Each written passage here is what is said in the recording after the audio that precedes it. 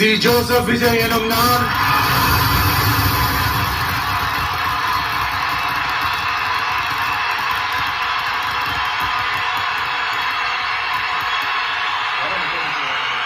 சட்டப்படி அமைக்கப்பெற்ற இந்திய அரசியல் அமைப்பின்பால் உண்மையான நம்பிக்கையும் மாறா பற்றும் கொண்டிருப்பேன் என்றும் இந்திய நாட்டின் ஒப்பில்லாத முழு முதல் ஆட்சியையும் ஒருமையையும் நிலை நிறுத்துவேன் என்றும் தமிழ்நாட்டு அரசின் முதலமைச்சராக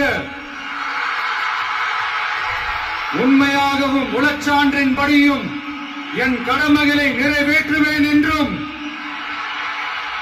அரசியல் அமைப்பிற்கும் சட்டத்திற்கும் இணங்க அச்சமும் ஒருதலை சார்பும் இன்றி விருப்பு வெறுப்பை விலக்கி பலதரப்பட்ட மக்கள் அனைவருக்கும் நேர்மையானதை செய்வேன் என்றும் ஆண்டவன் மீது ஆணையிட்டு உறுதிமொழிகிறேன்.